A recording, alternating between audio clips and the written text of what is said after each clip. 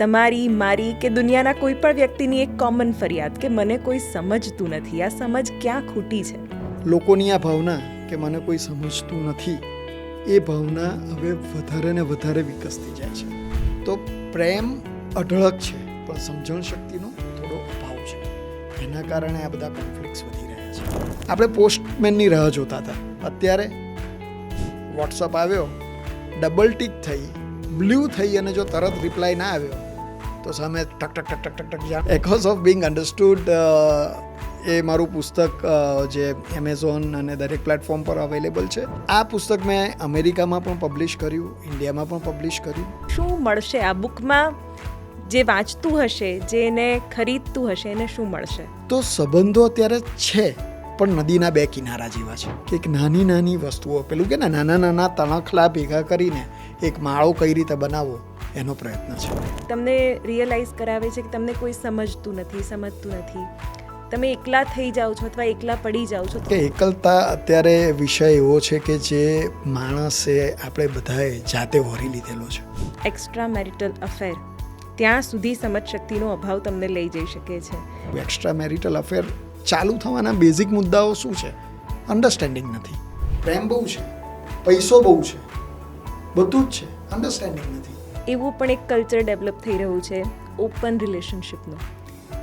આ કયા પ્રકારનું અન્ડરસ્ટેન્ડિંગ છે? જે મારું છે એમાંથી એ સુખ, એ શાંતિ, એ લાગણી મને મળતી નથી. પુનર્જન્મ કે પૂર્વજન્મ, આવી કોઈ થિયરી ખરેખર એક્ઝિસ્ટ કરે છે? પુનર્જન્મ થાય છે માણસનો તો એ એના સંસ્કારોનો થાય છે. ફેસ રીડિંગથી કેવી રીતે વ્યક્તિત્વને જાણી શકાય? પદ્ધતિસરનું જ્યારે તમે એનું સ્ટડી કરો ત્યારે ઓબ્વિયસલી તમે જાણી શકો છો. સેન્સિટિવ વર્ગ કહી શકાય, હાઉસવાઈફ. હાઉસવાઈફ મારી ગણતરીએ એ આપણા સમાજનો પિલર છે. તો જ્યારે તમે કહો છો બંને સરખા છો, તમે કેમ ડિસ્કસ કરો છો? એવું શું ખૂટ્યું છે? કારણ કે પહેલાં તો વિશ્વાસ પર જ સંબંધ હતો. હું જો એને એક જ શબ્દમાં કહીશ તો કદાચ એવું કહેવાય કે ઠહેરાવ.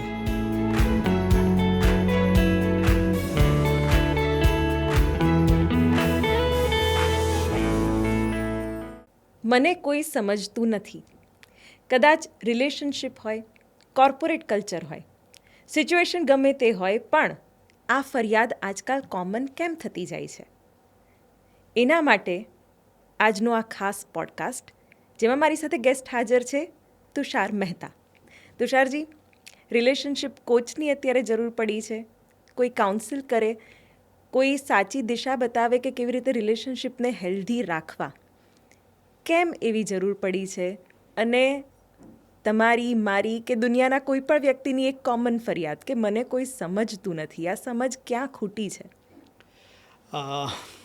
Very nice question Shivaniji. પહેલાં તો રિલેશનશિપ કોચની જરૂર જે આપણે વાત કરીએ છીએ એ દરેકે દરેક સંબંધમાં અત્યારે છે, રાઈટ? જે રીતે તમે કહ્યું એ રીતે કોર્પોરેટથી માંડીને પર્સનલ લાઈફ, દરેક જગ્યાએ એક કાઉન્સિલરનું હોવું બહુ જ જરૂરી છે. પહેલાંથી 15-20 વર્ષ પહેલાં કહેતા હતા કે ભાઈ તમારી લાઈફમાં ડૉક્ટર હોવો જોઈએ, ચાર્ટર્ડ એકાઉન્ટન્ટ હોવો જોઈએ, લોયર હોવા જોઈએ. એ જ રીતે હવે કાઉન્સિલર પણ એક બહુ જ અગત્યની વ્યક્તિ બની ચૂકી છે. જો આપણે કારણની વાત કરીએ તો કદાચ હું એવું કહીશ કે સમજણ શક્તિનો અભાવ એવું નથી. સમજણ શક્તિ તો છે જ. છે દરેક વ્યક્તિ, જો આપણે વિચારીએ તો દરેક જણ એવું કહે છે મને બધી ખબર છે, મને ખબર છે શું કરવું છે. તો સમજણ છે, છતાં પણ કેમ આવું થાય છે? છતાં પણ કોન્ફ્લિક્ટ્સ કેમ ઊભા થાય છે? કોઈ પણ રિલેશનશિપ લઈએ, આજે હસબન્ડ વાઈફ વચ્ચેનું લઈએ, રાઈટ? પેરેન્ટ્સ અને કિડ્સ વચ્ચેનું લઈએ, કોર્પોરેટમાં એમ્પ્લોયર એમ્પ્લોય વચ્ચેનું લઈએ, કલીગ્સ વચ્ચેનું લઈએ, તો દરેક જગ્યાએ એક કોન્ફ્લિક્ટ જે કહીએ ને એ દિવસે દિવસે વધતા જાય છે. લોકોની આ ભાવના કે મને કોઈ સમજતું નથી, એ ભાવના હવે વધારે ને વધારે વિકસતી જાય છે. સો પ્રેમ છે, રાઈટ? પણ સમજણ શક્તિનો કદાચ અભાવ થોડો ઘણો છે. બહુ જ પાતળી એક રેખા છે સમજણ શક્તિ અને પ્રેમ વચ્ચે. ફોર એન એક્ઝામ્પલ, લાઇટર સાઈડમાં કહીએ તો પ્રેમિકા પ્રેમીને કે બોયફ્રેન્ડ ગર્લફ્રેન્ડની વાત કરતા હોય તો કે ભાઈ તારા માટે આસમાનમાંથી ચાંદ સિતારા પણ હું લઈ આવીશ, રાઈટ? હા, એ જો કંઈ કહે કે મારા માટે આ કરતો, એ કરી પણ દેશે, પણ ફિઝિકલ ફોર્મેટમાં. મોંઘામાં મોંઘી ગિફ્ટ આપશે, વેલેન્ટાઇન ડે પર એવું સરપ્રાઈઝ આપશે કે જે હો કોઈએ કર્યું ના હોય. બધી જ વાત બરાબર છે, પરંતુ આ બધું ફિઝિકલ ફોર્મમાં આપવાની પાછળ તમે શું એ વ્યક્તિને સમજો છો? બહુ જ જરૂરી છે. અને જ્યારે સમજણ શક્તિની વાત આવે ત્યારે માણસ 2 ડગલા પાછળ ફરે છે.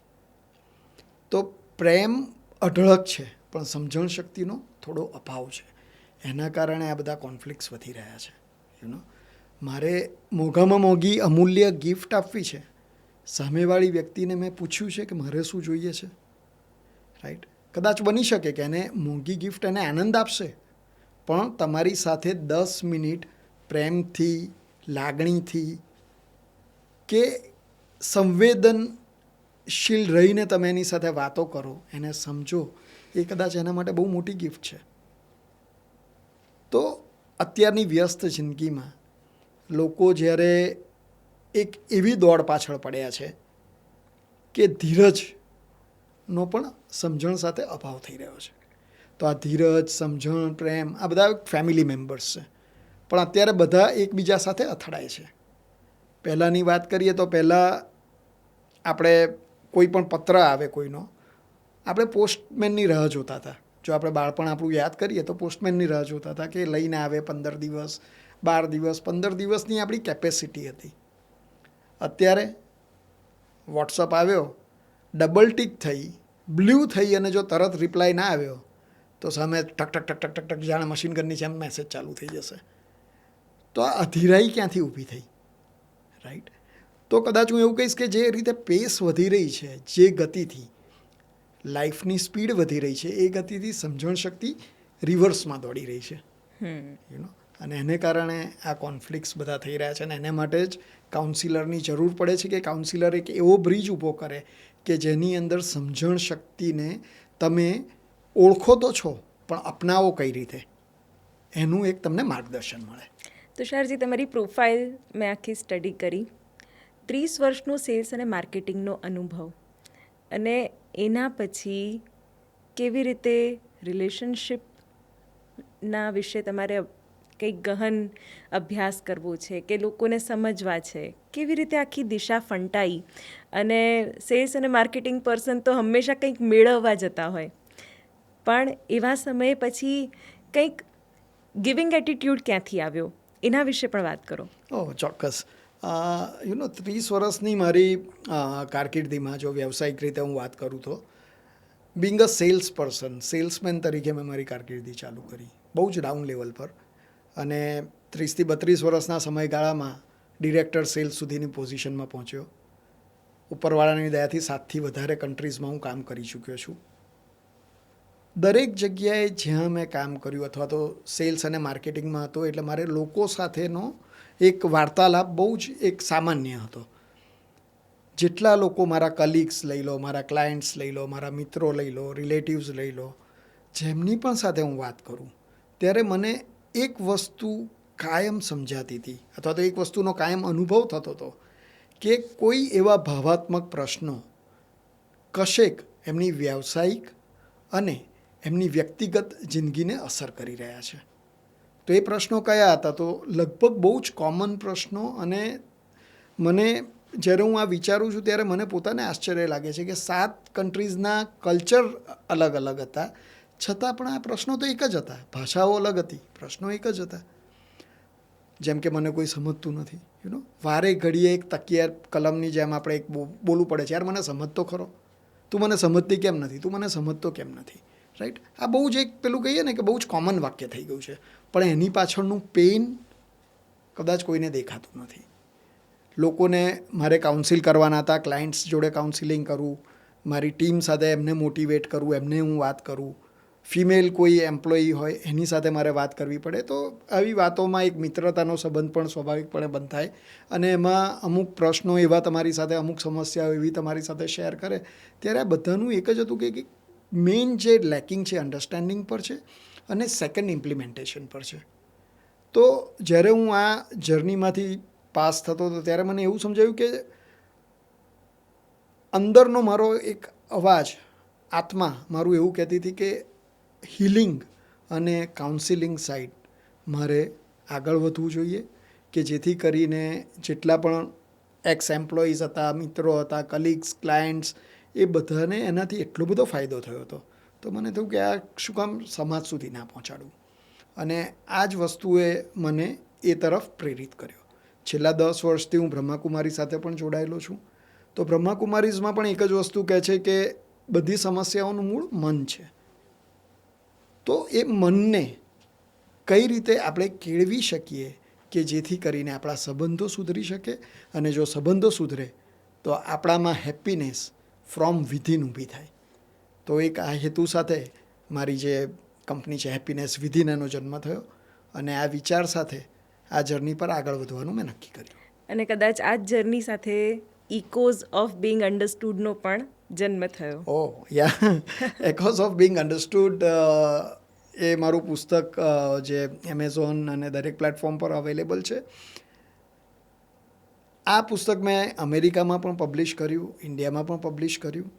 પણ બહુ સાચું કહું તો એ પબ્લિશ કરવા પાછળનો મારો કોઈ હેતુ નહોતો. મારા અલગ નાના આર્ટિકલ્સ, નાના મારા થોટ્સ હું ઇન્સ્ટાગ્રામ, ફેસબુક, યુટ્યુબ પર મૂકતો હતો. અને 11,000થી વધારે ફોલોઅર્સ છે, જે લોકોના કહેવાથી આ બુક લખવાનું મેં ચાલુ કર્યું. તો છેલ્લા 7થી 8 વર્ષનો અનુભવ આની અંદર છે, જેમાં એકોઝ ઓફ બિંગ અન્ડરસ્ટુડ, અને બીજું એનું ટાઇટલ યુએસએમાં સમબડી અન્ડરસ્ટેન્ડ્સ મીના નામે. તો આ અન્ડરસ્ટેન્ડિંગ, મને એવું લાગ્યું કે આ એક જ સબ્જેક્ટ એવો છે કે જેને કદાચ એક બહુ જ સહજિકતાથી જો સમજાવવામાં આવે તો કદાચ લોકો સુધી પહોંચી શકે.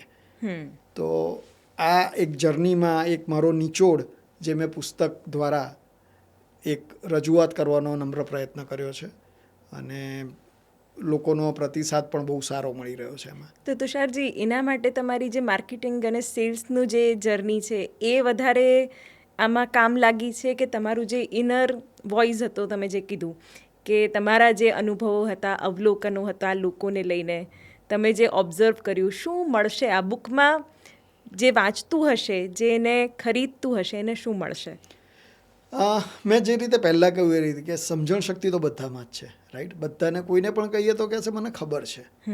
ઇમ્પ્લિમેન્ટેશનનો પાર્ટ કદાચ આ બુક એ સમજાવશે.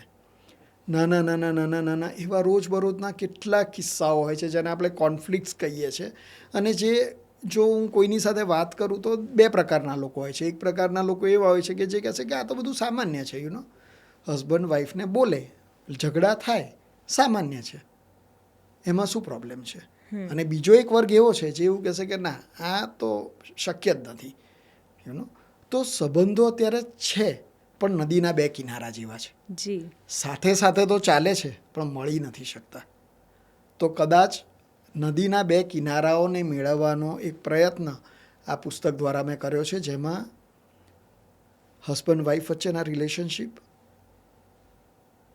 માતા પિતા અને સંતાનો વચ્ચેના રિલેશનશિપ, રિટાયર્ડ માણસ જે હોય, જે એકલતાનો અનુભવ કરતું હોય, એની ભાવનાઓ, વર્કિંગ વુમેન, રાઈટ, બધા જ મોરચે લડતા હોય, અને છતાં પણ સાંજે આવીને એ એક જ સવાલ પૂછે કે હું શું બનાવું, અને સામે વર્ષોથી એક જ જવાબ મળતો હોય, જે બનાવવું એ બનાય ને.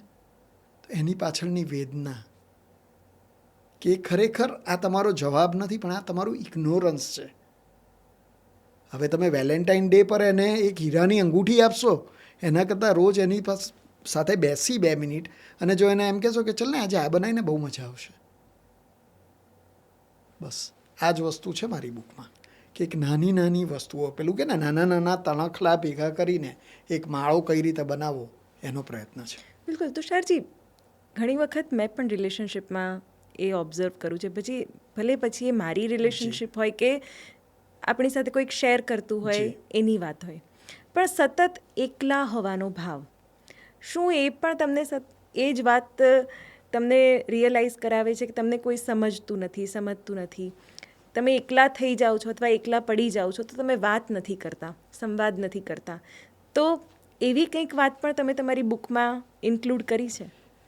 100%. કારણ કે એકલતા અત્યારે વિષય એવો છે કે જે માણસે આપણે બધાએ જાતે વહોરી લીધેલો છે.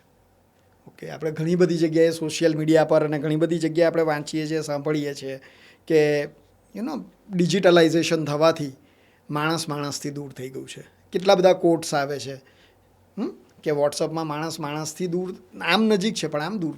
તો કેમ એ એકલતા જે છે એ કેમ છે? તો કદાચ હું એવું કહીશ કે એકલતાને દૂર કરવા માટે એક કોઈ રિલેશન હોવું જોઈએ. વર્ષોથી સાંભળતા આવ્યા છે કે એક ખભો એવો હોવો જોઈએ જ્યાં માથે મૂકીને રડી શકાય, માથું મૂકીને રડી શકાય, બધું શેર કરી શકાય. પણ જ્યારે કોઈ વ્યક્તિ આપણને એવી લાગે કે ઓકે આ વ્યક્તિ કદાચ એવી છે, પણ ત્યાં આગળ પણ આપણને એક સરખો જ પ્રતિસાદ મળે, એટલે પછી આપણને એવું થાય કે એના કરતાં તો શેર કરીને પણ જો આ જ વસ્તુ છે તો એકલતા શું ખોટી. અને એ એકલતાના અંધકારમય ઓરડામાં આપણે આપણી જાતને કેદ કરી લઈએ છીએ, કારણ કે આપણને એવું છે કે આપણને કોઈ સમજતું નથી. રાઈટ? તો કદાચ આ ભાવનાને દૂર કરવા માટે પહેલાં તો મારે મારી જાતને સમજવી પડશે, કે એ સમજણ શક્તિ મારે મારી જાત માટે ઊભી કરવી પડશે. અને પછી એ સમજણ શક્તિ સાથે જો હું સામેવાળા પાત્રને મળીશ તો કદાચ બની શકે કે મારી એક્સપેક્ટેશન્સ થોડી ઓછી થાય. ધેટ ડઝન્ટ મીન કે તમારી લાગણીઓને તમે કચડી નાખો, કે તમારી અપેક્ષાઓને તમે કચડી નાખો. મારો ભાવાર્થ એ નથી કહેવાનો. મારો ભાવાર્થ એટલો છે કે સામેવાળા વ્યક્તિ પાસે શું છે જે મને મળી શકે. જો એ મને સમજણ શક્તિ મળી જશે તો કદાચ મારી આશાઓ, અપેક્ષાઓ એની જાતે જ સંતુલિત થઈ જશે. કોઈ માણસના સંસ્કાર એવા છે કે જે કંઈ પણ તમે કહો ઇમિડિયેટલી એંગર, ગુસ્સા સાથે રિએક્ટ કરે છે. હવે તમે એ વ્યક્તિ પાસે આશા રાખો કે મારી સાથે પ્રેમથી વાત કરે, તો કદાચ એના સંસ્કાર જ નથી એ તમારી સાથે પ્રેમથી વાત કરે. તો એના માટે થઈને તમારે તમારી જાતને પહેલાં સમજવી પડશે કે તમારી પોતાની શું એક્સપેક્ટેશન છે. અને એના આધારે તમે જ્યારે લોકોને સમજવાનું ચાલુ કરશો તો તમને સમજાશે કે લોકો પણ તમને સમજવાનું ચાલુ કરશે. તુષારજી, ખૂબ જ મહત્ત્વના વિષય પર તમે આ વાત કરી રહ્યા છો. કારણ કે રિયલ લાઈફ ઇશ્યુઝની વાત કરીએ તો પહેલાં તો સમજનો અભાવ આવે છે, પછી પોતાને એકલા મહેસૂસ કરવાની વાત આવે છે, ફેમિલીથી ડિટેચમેન્ટ આવે છે, અને ક્યારેક એક્સ્ટ્રા મેરિટલ અફેર, ત્યાં સુધી સમજશક્તિનો અભાવ તમને લઈ જઈ શકે છે. એટલે આઈ થિંક તમે જે અત્યારે ઇન્સાઇટફુલ વાત કરી રહ્યા છો એ ઘણા બધા એવા લોકો માટે હેલ્પફુલ હશે કે જે આ મનોવ્યથામાંથી પસાર થઈ રહ્યા છે અત્યારે. એક્ઝેક્ટલી. તમે જ્યારે એક્સ્ટ્રા મેરિટલ અફેરની વાત કરી ત્યારે મને એક ઉદાહરણ આપવાનું મન થયું. ગાર્ડનિંગ તમે કરતા હશો, ઘરે તમે કુંડા રાખ્યા હશે, બરાબર છે? તો માનો કે તમે અંદર પારિજાતના ફૂલનું એક નાનો છોડ રાખ્યો છે. તો આપણી એક્સપેક્ટેશન શું હોય છે કે એમાંથી ખૂબ જ સુગંધ આપતા ફૂલ આપણને મળે. તો આપણે કેટલી ભાવનાથી, કેટલી કેરથી આપણે પાણી નાખીએ છીએ, ખાતર આપીએ છીએ, એનું જતન કરીએ છીએ. રાઈટ? અમુક વાર એવું બને છે કે હવે પાણી આપો છો, ખાતર આપો છો, એટલે બીજું બધું ન જોઈતું ઘાસ પણ કુંડામાં ઉગી નીકળે છે. રાઈટ? તો એ ન જોઈતા ઘાસ તમને થોડાક ટાઈમ માટે તો લીલોતરીનું એક કરાવશે, ભાસ કરાવશે, પણ શું એ પારિજાતના ફૂલની સુગંધ તમને આપી શકશે? અને જ્યારે તમને આ વસ્તુ તમારે મગજમાં આવે છે એટલે તમે ઘાસ કાઢી નાખો છો. તો તમારે તમારા રિલેશનશિપને કઈ રીતે લેવું છે? રાઈટ? પારિજાતનું ફૂલ જે છે, જ્યારે રિલેશનશિપ શરૂ થયું, એક્સ્ટ્રા મેરિટલ અફેર ચાલુ થવાના બેઝિક મુદ્દાઓ શું છે? અન્ડરસ્ટેન્ડિંગ નથી. અગેન, પ્રેમ બહુ છે. રાઈટ? પ્રેમ બહુ છે, પૈસો બહુ છે, બધું જ છે, અન્ડરસ્ટેન્ડિંગ નથી. તો એને તમે જ્યારે રિલેશનશિપ શરૂ કર્યું એ દિવસો જો તમે યાદ કરશો, ભલે એરેન્જ મેરેજ હોય કે લવ મેરેજ હોય, ત્યારે તમને સમજાશે કે તમે જે ભાવનાઓ સાથે ચાલુ કર્યું હતું એમાં બંને જણા વિપરીત દિશામાં દોડી રહ્યા છે. તો ફરીવાર એને જ જતન કરીએ એ જરૂરી છે, કારણ કે એ તમને ખાતરી હતી કે એ પારિજાતનું ફૂલ સુગંધ આપવાનું છે, માટે જ તમે એ પસંદ કર્યું હતું. હવે અત્યારે સુગંધ નથી આવી રહી, માટે તમારું ધ્યાન બીજા નાના છોડ કે નાના ઘાસ પર જાય છે. પણ એને બદલે તમારી સમજણ શક્તિને તમે ચેનલાઇઝ કરી અને એ રિલેશનશિપને તમે ડેવલપ કરવાની કોશિશ કરશો તો 100% કદાચ એક્સ્ટ્રા મેરિટલ અફેર જે છે ખોટા છે સાચા છે એ ચર્ચા હું નથી કરતો, ઇન્ડિવિજ્યુઅલ વિષય છે. પણ જો તમને એ સુખ શાંતિને સંતોષ આપતું હોય, પ્રમાણપત્ર કોઈ એનું આપતું હોય કે આનાથી 100% હું સેટિસ્ફાઈડ છું અને આની મારી લાઈફ બદલી નાખી છે, મારા જિંદગીનો પર્પઝ બદલી નાખ્યો છે, તો એ કદાચ હું કહીશ કે એ પ્રમાણપત્ર સાચું છે. પણ જો 10 વર્ષ પછી એમાં પણ કમ્પ્લેન્સ થશે, રાઈટ, તો આનું આ જ રહેશે. હું હંમેશા કહું છું કે પરિસ્થિતિ એની એ જ રહેશે, પાત્રો બદલાશે. તમારા પર છે કે તમે કેવી રીતે Yes. એમાં સર્વાઈવ કરો જી. છો, ટકો છો, કેવી રીતે રિલેશનશિપને લો છો. જી. તુષારજી, એક અત્યારનું કદાચ એક કલ્ચર બની ગયું છે કે તમારું જે વર્કિંગ સ્પેસ હોય કે તમારી ઓફિસ હોય, કોર્પોરેટ ઓફિસીસ ખાસ તો, ત્યાં એક્સ્ટ્રા મેરિટલ અફેર ખૂબ વધી ગયા છે. એટલે એ એક ગંભીર વિષય સમાજના ધારાધોરણો પ્રમાણે કહી શકાય. આ ગંભીર વિષય સમાજના ધારાધોરણો પ્રમાણે ચોક્કસપણે કહી શકાય. અને પર્સનલ લેવલ પર પણ તમે જુઓ તો એ કોઈક જગ્યાએ હર્ટ, દુઃખના પાયા ઉપર ઊભો થયેલો સંબંધ કહેવાય, રાઈટ. એ સંબંધ તમને 100% શાંતિ આપે છે, પ્રેમ આપે છે, લાગણી મળે છે, કદાચ તમને સમજી પણ શકે છે, પણ એનો પાયો જે છે કોઈ અણસમજ, કોઈ દુઃખના ઉપર મુકાયેલો છે. ઓકે, તો કોર્પોરેટ્સમાં આ બધું જે થાય, લોકો સાથે મળે 8 કલાક, 10 કલાક, 12 કલાક સ્ટ્રેસ પોતાનો એકબીજા સાથે શેર કરે, હેપીનેસ, સક્સેસ, બધું જ એકબીજા સાથે શેર કરતા હોય, એટલે સ્વાભાવિક છે કે એક એવું તમને ફિલિંગ આવે કે ભાઈ આ માણસ મને સમજી શકે છે, આ વ્યક્તિ મને સમજી શકે છે. તમે ઘરે પાછા જાઓ, તમે 12 કલાક તમે તમારા મોરચા પર લડ્યા છો, સામેવાળી વ્યક્તિ એના મોરચા પર લડી છે. હવે તમારી પાસે માત્ર 2 કલાક છે કે જ્યાં આગળ તમારે શાંતિથી વાત કરવાની છે. મારા કલીગ સાથે કોર્પોરેટ કલ્ચરમાં હું વિચારીશ મારે શું વાત કરવી છે, હું એક મોરું પહેરીશ, રાઈટ, અને હું પછી વાત કરીશ. ઘરે જઈને આ બધા મોરા ઉતરી જાય છે. ખરેખર આ મોરાની એ રિલેશનને પણ જરૂર છે. તમારે ત્યાં બેસીને પણ નક્કી કરવાનું છે કે આજે મારે શું વાત કરવી છે, આજે મારે ફક્ત સાંભળવું છે, આજે મારે ફક્ત સમજવું છે. તો આપણે એ નથી કરી શકતા. આપણે ઘરે જઈએ એટલે આપણે કહીએ કે પૃથ્વીનો છેડો ઘર, પણ એ ઘરનો જે છેડો છે ત્યાં આવીને તમે નાસીપાસ થઈને બેસી જાઓ છો. તો તમે જે કહે છે ને કે સંબંધમાં ફોર્માલિટીઝ, અમુક fake smile, right, fake emotion જરૂરી છે. એ કદાચ આપણા પર્સનલ સંબંધમાં પણ અમુક વાર જરૂરી છે, ખોટું નથી એમાં. આજે હું બહુ થાકીને આવ્યો હોઉં અને મારી ધર્મપત્ની અથવા મારા ફાધર અથવા ઘરમાં મારી બહેન કે મારી દીકરી કોઈ પણ મને પૂછે કે આજે તમે બહુ થાકીને આવ્યા છો, અને મારો રેગ્યુલર જવાબ હોય હા આજે બહુ થાકીને આવ્યો છું, મને ડિસ્ટર્બ ના કરશો.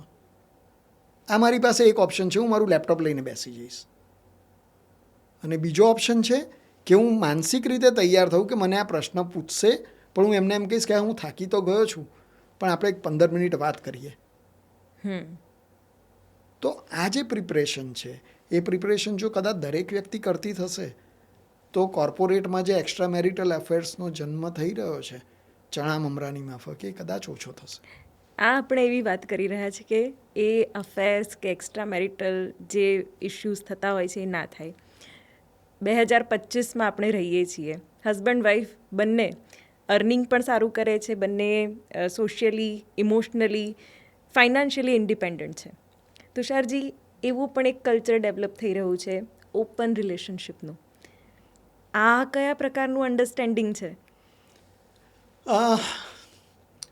ઓપન રિલેશનશિપ, નામ જ ઓપન રિલેશનશિપ છે, રાઈટ. તું તારા રસ્તે, હું મારા રસ્તે, Free. ઘરે આવો એટલે બંને સાથે ફ્રી, બરાબર. હવે આમાં કદાચ હું એવું કહીશ કે આ વસ્તુ એવી છે ને કે જે ક્ષણિક બધાને જ ખબર છે અને છતાંય બધાને એન્જોય કરવું છે. કેમ? કારણ કે મને મૂળભૂત જે મારું છે એમાંથી એ સુખ, એ શાંતિ, એ લાગણી મને મળતી નથી. મને કેમ નથી મળતા? કારણ કે હું એના માટે પ્રિપેર નથી થતો અથવા પ્રિપેર નથી થતી. ઓકે, અને એટલે જ હું કહું છું કે બંને જણે સમજવાની વાત છે. સામસામેના બંને પાત્ર, કોઈ પણ રિલેશનશિપ હોય, બંને પાત્રએ સમજવાની વાત છે કે પરમેનન્ટમાં પણ તમે ઓપન રિલેશનશિપ રાખી શકો છો. કેમ તમારે હસબન્ડ અને વાઈફના ટેગ લગાવીને જિંદગી જીવવી છે? શું કરવા?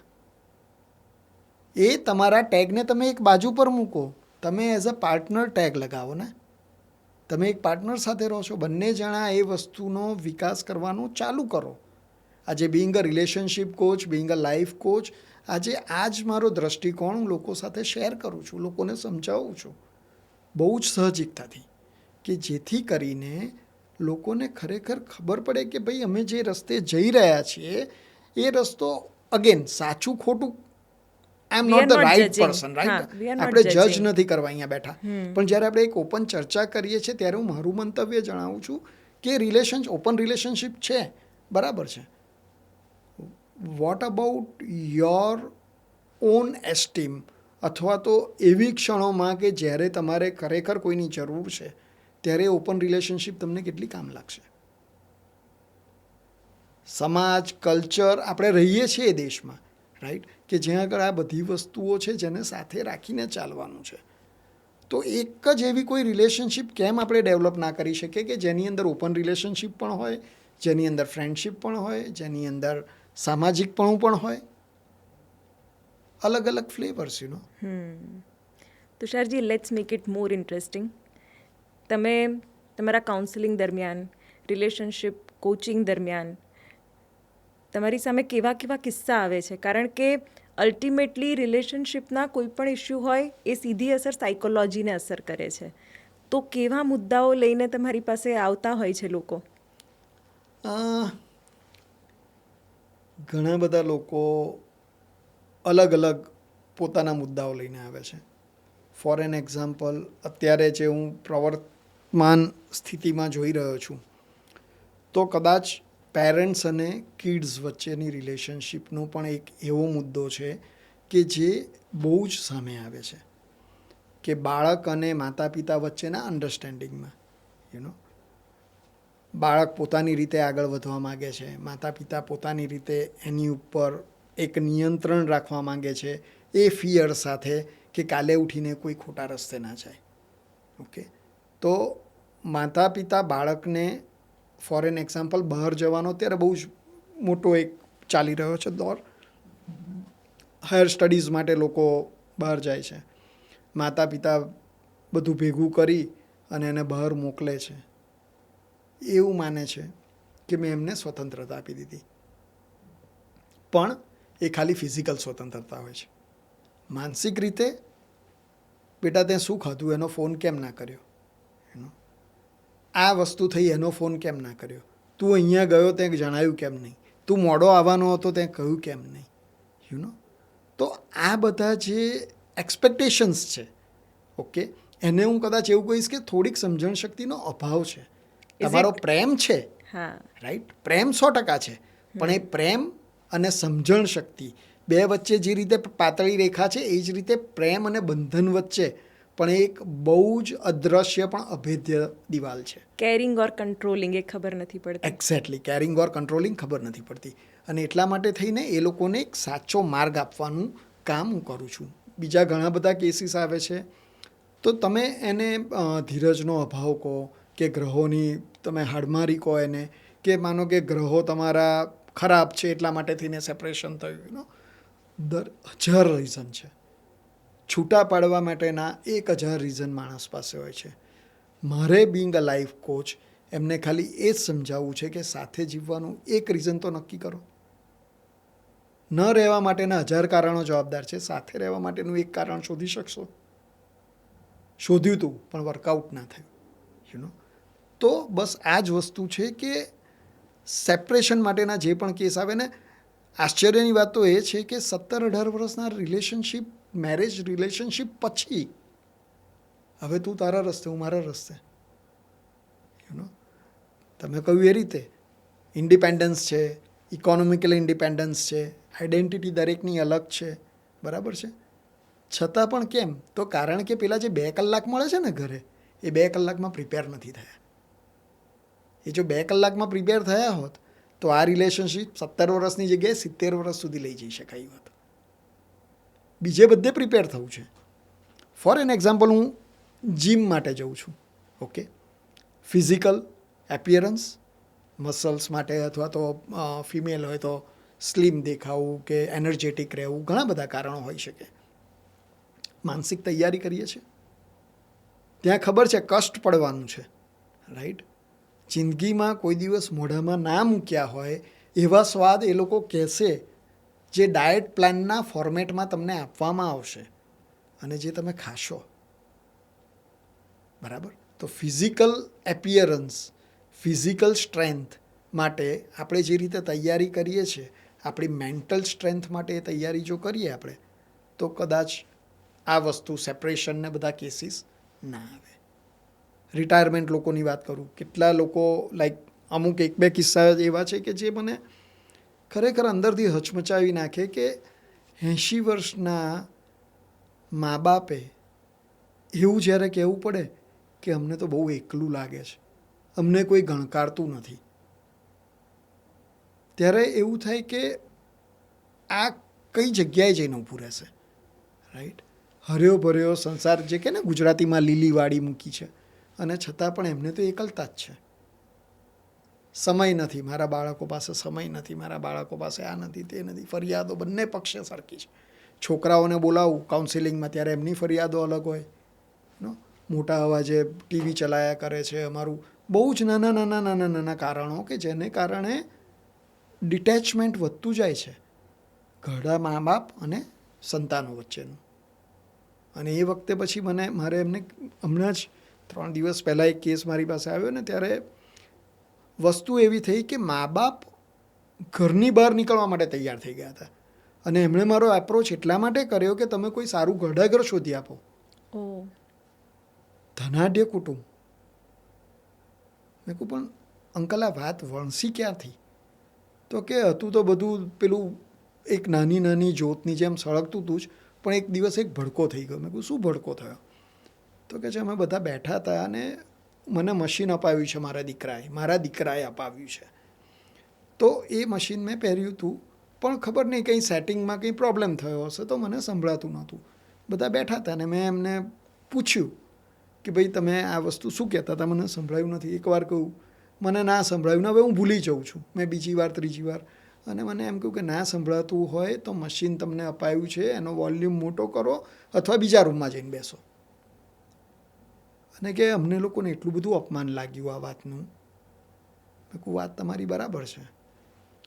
બહુ વર્ષો પહેલાં હું નાનો હતો ત્યારે સાંભળેલી એક વાર્તા મને યાદ આવી. જ્યારે એમના બાળકો આવ્યા ત્યારે એ લોકો એમની ફરિયાદો કરવા માંડે ત્યારે મેં એમને કહ્યું, જ્યારે એક આવી રીતે જે કુટુંબ હતું ને એની અંદર મા બાપને આવી રીતે અપમાનિત કરીને કાઢી મૂક્યા. કેમ? કારણ કે એમને સમજ નહોતી પડતી. 80-85 વર્ષની ઉંમરે કદાચ બાળક જેવું મગજ થઈ જાય, 2-3 વાર 4 વાર કહેવું પડે. તો પિતાજી પોતે ઉપર રૂમમાં ગયા અને એમની અલમારીની ઉપર જૂની એમની પેટી છે, કોઈને અડવા નહોતા દેતા, એ પેટી ઉતારવાનું છોકરાને અને વહુને કહ્યું.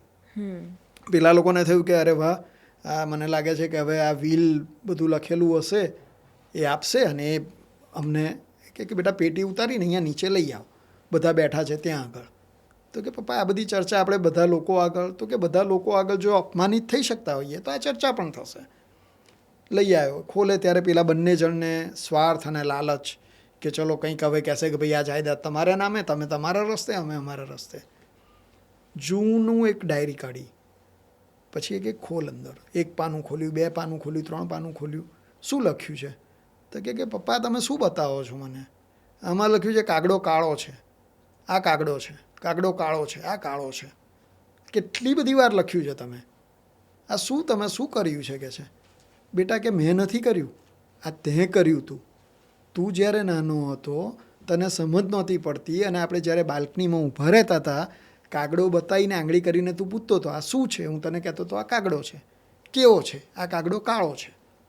અને રોજ હું તને બેટા સમજાવતો હતો. એ વખતે મેં મારી ધીરજ નહોતી ખોઈ, તો અત્યારે તું તારી ધીરજ ખોઈ દે છે. અને એ કરી અને મૂકે છે અને બાપ ઢળી પડે છે. અને પછી પશ્ચાતાપના આંસુ. So the thing is it is all about understanding. અને એ બ્રિજ બનાવવાનું કામ કદાચ બિંગ અ લાઈફ કોચ અથવા રિલેશનશિપ કોચ જો હું કરી શકું તો હું એવું માનીશ કે હું કોઈની લાઈફમાં આ વસ્તુને એક સારી રાહ આપી શકીશ. તુષારજી, રિલેશનશિપ એની તો વાત કરી, તમે એક વાતનો ઉલ્લેખ કર્યો જે છે ગ્રહ દશા. માનો કે ના માનો, ઇટ્સ અ સાયન્સ કે જે ક્યાંક ને ક્યાંક માણસના જીવનને, રિલેશનશિપને, એની પ્રોફેશનલ લાઈફને બધે અસર કરે છે. તમે એમાં પણ પોતાની એક્સપર્ટીઝ ધરાવો છો, તો કેટલું સાચું, કેટલું ખોટું, કેટલા મિથ છે અને શું સાચું, એ લોકોએ કેવી રીતે સમજવું જોઈએ? શિવાની, જે તમે કહ્યું કે ગ્રહો જે છે એની મહાદશા અથવા તો એની અસર, હું એવું તો નહીં કહું કે મારી કદાચ એટલી બધી એક્સપર્ટી છે, કારણ કે આમાં પણ આ સાયન્સ સમજવું, આ બહુ જ ગહન સાયન્સ છે જેને સમજવું અને એને લોકો સુધી પહોંચાડવું એ પણ એક બહુ મોટું વિજ્ઞાન છે, જેમાં બહુ જ ટેલેન્ટેડ લોકો પણ પડ્યા છે. પણ હું જ્યાં સુધી સમજ્યો છું કે મેં અત્યાર સુધી મારી જર્નીને એન્હાન્સ કરવા માટે જે વસ્તુઓ હું શીખ્યો છું એ સમજવાની દ્રષ્ટિએ શીખ્યો છું. તો એમાં મને એક વસ્તુ પહેલામાં પહેલી, જો મારા વિષય સાથે જો એને હું એટેચ કરું તો હું ગ્રહોની વાત કરું તો આપણે બહુ બધી વાર સાંભળ્યું છે અને જેમાં હું બહુ સ્ટ્રોંગલી બિલીવ કરું છું કે દરેક ગ્રહ નડે છે મને કે આ ગ્રહ મારા માટે સારો છે, રાઈટ. પણ એનાથી વધારે મોટામાં મોટો ગ્રહ છે પૂર્વગ્રહ, રાઈટ, જેની પર આપણે કામ કરવાનું હોય છે, જે Bing a life relationship coach અમારું કામ છે કે એની પર આપણે કામ કરીએ. પણ ગ્રહોની અસર તો દરેક વસ્તુની એક ઓરા હોય છે, ઓકે, લિવિંગ નોન લિવિંગ દરેક વસ્તુની એક ઓરા હોય છે અને એ આપણને સારી અથવા તો ખરાબ રીતે અસર કરે છે. પરંતુ જે વસ્તુ રિસીવ કરે છે એ વસ્તુ કેટલી શુદ્ધ છે, એ વસ્તુ કેટલી સાફ છે, એ વસ્તુ કેટલી એક્સેપ્ટેબલ છે કે કોઈ પણ વસ્તુને એક્સેપ્ટ કરી શકે છે, એ છે આપણે. આપણા ગ્રહો છે, હું મારા ગ્રહો જોઈ શકું છું? ના, રાઈટ.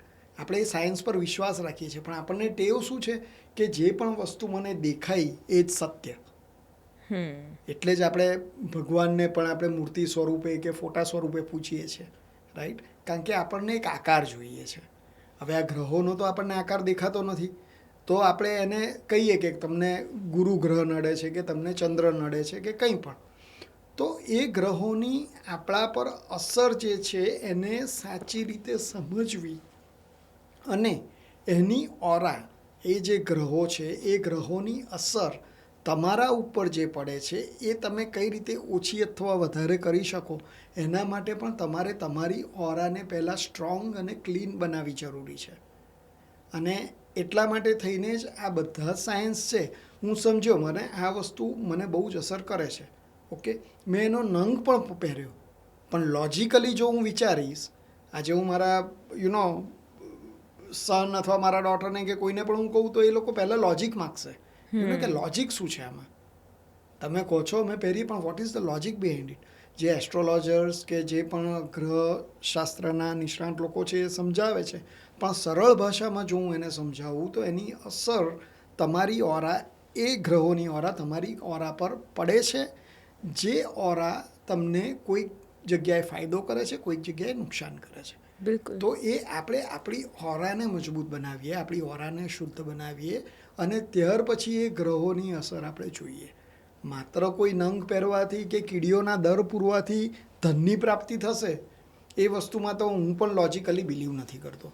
બહુ બધા પોડકાસ્ટ, બહુ બધા રીલ્સ આપણે જોઈએ છીએ કે આ કરો અને 24 કલાકમાં ધનપતિ થાઓ, લાખોપતિ થાઓ, 24 કલાકમાં શાંતિ મેળવો, તમારી 24 કલાકમાં મોં પર તમે તેજ એવું લાવો. હમણાં જ આપણે જે ઓફ ધ રેકોર્ડ વાત થતી હતી એને જ હું અત્યારે અહીંયા કોટ કરીશ કે પીપલ આર ટ્રાઇંગ કે મારે ફોર એન એક્ઝામ્પલ જે પણ ડિવાઇન સોલ્સ છે, ઓકે, જેમ કે પૂજ્ય શ્રી રવિશંકર મહારાજ છે, સદગુરુજી છે, બીકે શિવાની દીદી છે, આ લોકોની ઓરા, આ લોકોનું તેજ જોઈએ મોઢા પર તો આપણને ખબર પડે કે આ એક બે દિવસનું નથી, એની પર કેટલાક કાર્ય કર્યા છે એમણે, અને એ આ બર્થના નથી, રાઈટ. આપણે આપણા સંસ્કાર લઈને આવીએ છીએ, એ પણ એક આખો અલગ ટોપિક છે કે અમુક જે મૂળભૂત સંસ્કાર છે, અમુક આપણે સંસ્કાર પાછલા જન્મના લઈને આવીએ છીએ. ફોર એન એક્ઝામ્પલ, 3 વર્ષનું છોકરું બહુ જ ફાઇન ગાય છે, તો એનો પહેલાંનો સંસ્કાર છે. તો એવી રીતે આ જે ડિવાઇન સોલ્સ છે, એ લોકોએ પાછળની કેટલીય જર્નીમાં એની પર કામ કર્યું છે. એટલા માટે થઈને એ લોકો અત્યારે એમની ચહેરા પર જે દિવ્યતા દેખાય છે એ એટલા માટે છે. આ કોઈ કોર્સ કરવાથી આવેલી દિવ્યતા નથી, રાઈટ. તો એના માટે થઈને એક પ્લેટફોર્મ એ લાસ્ટ બર્થમાં ક્લિયર કરીને આવ્યા છે, એમની ઓરા ક્લિયર કરીને આવ્યા છે. આ જર્નીમાં ક્લિયર ઓરા સાથે એ લોકો એની પર કામ કરે છે. ઓકે, એટલે તુષારજી, તમે જે વાત કરી રહ્યા છો લાસ્ટ બર્થ, તો શું પુનર્જન્મ કે પૂર્વજન્મ આવી કોઈ થિયરી ખરેખર એક્ઝિસ્ટ કરે છે? હું પોતે લોજિકલી જો એક વસ્તુમાં માનું છું કે પૂર્વજન્મ કે આપણે એવું વિચારીએ કે ભાઈ પુનર્જન્મ થાય છે માણસનો, તો એ એના સંસ્કારોનો થાય છે. શરીર જે છે એ એક દ્રઢ સંસ્કારો લઈને એ આત્મા બીજા શરીરમાં પ્રવેશે છે. એટલા માટે જ નાના બાળક જુઓ તમે, કોઈ 10-11 મહિનાનું બાળક હોય તો અમુક વાઇબ્સ એવા હશે કે જ્યાં આગળ એ જશે જ નહીં. અંદર હસબન્ડ વાઈફ પણ જો જોરથી વાત કરતા હશે ને તો બાળક રડશે. દે સ્ટાર્ટેડ ફિલિંગ. અને અમુક બાળક એવા હશે કે જે બહુ શાંત હશે. તો એ પોતે સંસ્કાર લઈને આવ્યા છે. તો પુનર્જન્મ વસ્તુ એવી છે કે પાસ્ટમાં જઈને હું લાસ્ટ બર્થમાં શું હતો, રાઈટ, હું પોતે એવું બિલીવ કરું છું કે એ સંસ્કાર સાથે હું આ બર્થમાં શું કરી શકીશ, એની પર વધારે મારું હંમેશા ધ્યાન હોય છે કે પુનર્જન્મમાં જે પણ હતો, પણ આ જન્મમાં એને હું કઈ રીતે સારી રીતે ઉપયોગમાં મૂકી શકું. એ મારા સંસ્કારોને હું એવી રીતે ઉપયોગમાં મૂકું જેથી કરીને મારા જે અત્યારના કોન્ફ્લિક્ટ છે અથવા મારા અત્યારના સો કોલ્ડ પ્રોબ્લેમ્સ છે એને હું દૂર કરી શકું. ઓકે, તુષારજી, એક બહુ જ સરસ અત્યારે એક શબ્દ સાંભળવા મળ્યો છે. થોડા દિવસ પહેલાં એક વિડીયો વાયરલ થયો હતો જેમાં એક બોટ બોય એનું સાંસ્કૃતિક નૃત્ય બોટ ઉપર બેલેન્સ બનાવીને કરતો હતો. અને ત્યાર પછી ઓરા ફાર્મિંગની વાત આવી. ઓરા ફાર્મિંગ એની એક ડેફિનેશન એ રીતની છે કે તમે એફર્ટલેસલી કોઈને પોતાના પ્રત્યે પ્રભાવિત કરો. તમે જે વાત કરી રહ્યા છો કે તેજ, ઓરા, ઘણા બધા એવા હોય છે કે જે કંઈ જ ના કરતા હોય, ખાલી સ્થિર બેઠા પણ હોય ને તો પણ તમે એના પ્રત્યે પ્રભાવિત થાઓ. એની મુખાકૃતિ એવી હોય કે જેને જોઈને તમને પણ પ્લીઝન્ટ ફિલિંગ આવે. કેવી રીતે એ ઓરા બનતી હોય છે અને એની આખી એક પ્રોસેસ હશે, કેવી રીતે માણસ એવું બને છે? કારણ કે અત્યારે તો સ્પિરિચ્યુઅલ થવાની પણ ફેશન નીકળી છે, પણ સ્પિરિચ્યુઅલ હોવું એ કહેવું અને થવું, આ બંનેમાં પણ બહુ ડિફરન્સ છે. રાઈટ. બહુ જ તમને કહું ને કે આ તમે જે you can have your coffee also. આ જે તમે જે ટોપિક જે કહ્યો છે એ ખરેખર ખૂબ જ જરૂરી, ને અમુક વાર હું જ્યારે વિચારું ત્યારે એવું છે કે આ દરેક લોકોની ઘરમાં વ્યક્તિની જરૂર છે. અને જે હમણાં જ હું આગળ વાત કરતો હતો એ રીતે ઓરા ક્લિન્ઝિંગ છે અથવા તો ઓરા ક્લિનિંગ છે કે તમારી ઓરાને તમે તેજ બનાવો, રાઈટ, એના કોર્સિસ ચાલી રહ્યા છે 24 કલાકમાં. તો હું પોતે એમાં બિલીવ નથી કરતો. આ બહુ જ એક પદ્ધતિ એવી છે કે જેને આપણે ધીમે ધીમે ડેવલપ કરવી પડશે. તમે મને કહી શકશો કે આ વસ્તુ મેં શું લખી છે અહીંયા ઉપર? ના, right, it's not clearly visible. Clearly visible. Okay, આ વસ્તુ જે લખી છે એ ક્લિયરલી વિઝિબલ નથી. ઓકે, હવે એને આપણે ક્લિયર પેજ ઉપર હું તમને લખીને બતાવું છું.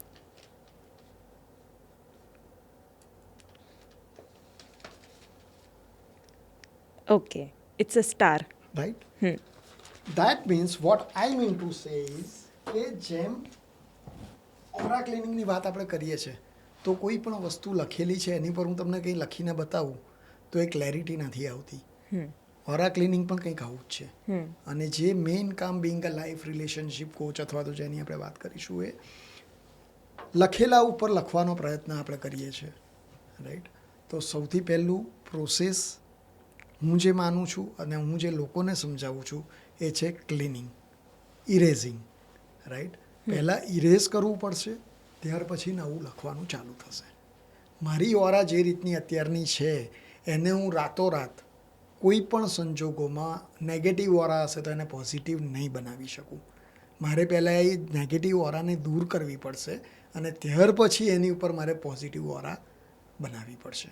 તો ઓરા ક્લિનિંગ, ઓરા ફાર્મિંગ, મારી ગણતરી aura farming is very good word, right, કે it is a farming, it is a farming. તમે જે રીતે કોઈ પણ પાકનું જતન કરો એનું પહેલેથી તમે જ્યારે બી નાખો ત્યારથી જે કરો, ઓરા ક્લિનિંગમાં પણ આ જ પ્રોસેસ છે. તમારે એનું ફાર્મિંગ કરવું પડશે. બિલકુલ. અને એ ફાર્મિંગ કરવા માટે તમારે કંઈ પણ નવું રોપવું હોય તો જૂનું પહેલાં કાઢવું પડશે. તુષારજી, બહુ જ ઇન્ટરેસ્ટિંગ આ આખો વિષય જઈ રહ્યો છે અને કદાચ એક પોડકાસ્ટ કાફી નથી. It is very very well said. એક પોડકાસ્ટ કાપી નથી, પણ પેલું કહે છે ને કે સમજનારની ઈશારો પણ કાફી છે. બિલકુલ. તો બની શકે કે આપણા પોડકાસ્ટમાંથી એવા પણ ઘણા લોકો હશે કે જે અગેન સમજણ શક્તિ ધરાવતા હશે પણ એક રસ્તો શોધતા હશે, તો એમને કદાચ રસ્તો મળી રહેશે. તુષારજી, જ્યોતિષ સાથે જ સંલગ્ન એક બીજો એ વિષય છે જેમાં લોકો ખાસ બિલીવ કરે છે. ઇવન આજની જનરેશન, જેને જેનઝી કહીએ છીએ, એ લોકો પણ ઘણું બિલીવ કરતા થયા છે, જે છે ગ્રહોની અલગ અલગ વીંટી પહેરવી. એવિલ આઈ પણ એક પ્રકારનો એ રીતનો જ ગ્રહ ગણીને લોકો પહેરતા હોય છે. તો એ બધું કેટલું સાચું છે અને એની શું અસર છે? 100% એ પણ એક સાયન્સ છે જે પ્રૂવન છે, પણ અગેન એ સાયન્સ મારા માટે કેટલું ઉપયોગી છે અથવા તો હું એને કઈ રીતે અસરકારક બનાવી શકું એ મારા પર છે. અને under proper guidance, right, with right time, right remedy, you can always get the benefit. પણ અગેન આ બધા પાછળનું કારણ એક જ છે કે મારે કંઈક સારું કરવું છે અથવા તો મારે કોઈ, હવે તમે જે જનરેશનની વાત કરી એ જનરેશન બહુ લોજિકલ જનરેશન છે અને દરેક વસ્તુમાં લોજિક જોઈએ છે. એ લોકો પણ જો આની અંદર સમજતા હોય તો એ લોકો એને સાયન્સને સમજે છે પહેલાં, ઓકે. પરંતુ હું એવું કહીશ કે કોઈ પણ વસ્તુઓને સારી બનાવવા માટે એ પ્રયત્ન મારે મારી જાતથી પહેલાં ચાલુ કરવો પડશે. જે રીતે કહીએ ને કે આપણા સમાજમાં કહીએ કે ઘરે ઘરે ગીતાજી પહોંચાડવાનું એક ઉદ્દેશ સાથે પાંડુરંગ શાસ્ત્રી આઠવલેજી નામની વિભૂતિએ એક કાર્ય ચાલુ કર્યું હતું, રાઈટ, અને ઘણા બધા અંશે સફળતા મળી. કેટલા બધા લોકો એમાં જોડાયા, કેટલા વર્ષો લાગ્યા. તો કદાચ આવનાર જનરેશનને કંઈક સારું આપવું હોય તો ગ્રહો, વીંટીઓ એ બધા માર્ગદર્શન કરતાં તમારે, મારે અને આપણા જેવા ઘણા લોકોએ એક શરૂઆત કરવી પડશે આપણા વર્તનમાં, આપણી વાણીમાં. આપણે પોતે એક એવો સમાજ, એક એવો માહોલ ઊભો કરવો પડશે કે જેમાં લોકોને ટ્રસ્ટ બેસતો જાય કે આ વસ્તુ પણ અસર કરે છે. ત્યાર પછી જ્યારે કોરી સ્લેટ થશે અને જો એની પર લખવામાં આવશે તો એ લખાણ વધુ અસરકારક સાબિત બની શકશે, રાઈટ. ફોર એન એક્ઝામ્પલ, ગ્રહોની જ્યારે તમે વાત કરી કે આ જનરેશન ગ્રહો માટે કે વીંટીઓમાં ને બધામાં બિલીવ કરે છે, પણ એની સાથે સ્ટ્રોંગલી એ જનરેશનને એક બહુ મોટો ડિસ્કનેક્ટ છે, રાઈટ. Walk the talk. આ વસ્તુ બહુ જ ઓબ્ઝર્વ કરે છે પેરેન્ટ્સ. તમે ડિસિપ્લિન રાખો, તમે આમ કરો, 8 વાગે એટલે તમારે જમવા આવી જવાનું. આપણા ઘરનો નિયમ છે, આપણા ઘરની પરંપરા છે કે બધાએ સાથે ડિનર લેવાનું. કેટલા બધા લોકોને કાઉન્સિલિંગમાં, કેટલા બધા બાળકોને કાઉન્સિલિંગમાં મેં સાંભળતા જોયા છે, એમને અનુભવ્યા છે, અને એ લોકો એવું કહે છે કે અમને ઘરના વાઇબ્રેશન નથી ગમતા. કેમ રાત્રે 12 વાગ્યા સુધી બહાર રહો છો? બધા સૂઈ જાય ને પછી જ અમને અંદર એન્ટર થવાનું મન થાય છે. તો એ ડાઇનિંગ ટેબલ પર બેસવાનું એ તો પરંપરા તમે જાળવી, પણ પૂર્વજોએ ડાઇનિંગ ટેબલ પર બેસીને શું કરવાનું એ શીખવાડ્યું હતું, એ આપણે ભૂલી ગયા છે. જે ફરીવાર આપણે શીખવાનું છે અને શીખવાડવાનું છે કે 15-20 મિનિટની એવી પળ છે કે જ્યાં આનંદ, મસ્તી, વાર્તાલાપ, નહીં કે મોબાઈલ લઈને બેસો, નહીં આખા દિવસનો સ્ટ્રેસ શેર કરો, સારી વાતો યાદ કરો, ઓકે. આજે હું જો એવું વિચારું કે મારું સવારથી લઈને આજે આપણું પોડકાસ્ટ થયું ત્યાં સુધી કઈ કઈ વસ્તુઓ બરાબર ના થઈ, હમણાં હું લિસ્ટ બનાવી દઈશ 10 વસ્તુનું, પણ જો મારે એવું વિચારવું હોય કે કઈ એક વસ્તુ સારી થઈ તો મારે વિચાર કરવો પડશે, મારે મગજને દોડાવવું પડશે એ બાજુ, રાઈટ. તો આ વિચારસરણી આપણે બદલવાની છે, આપણે એ માહોલ ક્રિએટ કરવાનો છે જે જનરેશન લોજિકલી ગ્રહોને સમજે છે, એ જનરેશન લોજિકલી અન્ડરસ્ટેન્ડિંગને પણ સમજે છે. ઓકે, તો સાચું. ઘરનું એક જે કલ્ચર છે એને રૂલ તરીકે નહીં, પણ એને પ્રૂવ કરવાનું છે આપણે, કે એની લોજિક આપવાનું છે આપણે, કે અને એ આપણે ઇમ્પ્લિમેન્ટ કરીને આપણે એને બતાવવાનું છે, રાઈટ, ડેમોન્સ્ટ્રેશન આપવાનું છે કે ભાઈ આ વસ્તુ છે એટલા માટે આ જરૂરી છે. ફેસ રીડિંગ, તો એ શું કહે છે? ફેસ રીડિંગથી કેવી રીતે વ્યક્તિત્વને જાણી શકાય, અથવા એની સાથે શું બની રહ્યું છે, એ કઈ સિચ્યુએશનમાંથી પસાર થઈ રહ્યું છે, શું એ પણ ખબર પડી જાય? C, face reading again is a kind of science of aura. Okay, એનું એક પદ્ધતિસરનું જ્યારે તમે એનું સ્ટડી કરો ત્યારે ઓબ્વિયસલી તમે જાણી શકો છો કે સામેવાળી વ્યક્તિનું તમે ફેસ રીડ કરી શકો છો, અને એના પરથી તમે ઘણા બધા અવલોકનો કરી શકો છો. ઓકે, એમાં પણ ઘણી તમારા નાકના નકશા, તમારી આંખો, તમારા હોઠ, ઘણી બધી વસ્તુ એવી છે કે જે એનો બહુ ડીપ સાયન્સ છે. ઇવન તમારા આઈબ્રોના શેપ્સ પણ તમારી પર્સનાલિટીને, તમારી લાઈફને બદલી શકે છે, રાઈટ. તમારી હેરસ્ટાઈલ પણ તમારી પર્સનાલિટીને, તમારી લાઈફને બદલી શકે છે. તમારે કંઈ અહીંયા મોલ હોય કે કોઈ જગ્યાએ કોઈ તમને તલ હોય, એ પણ બદલી શકે છે.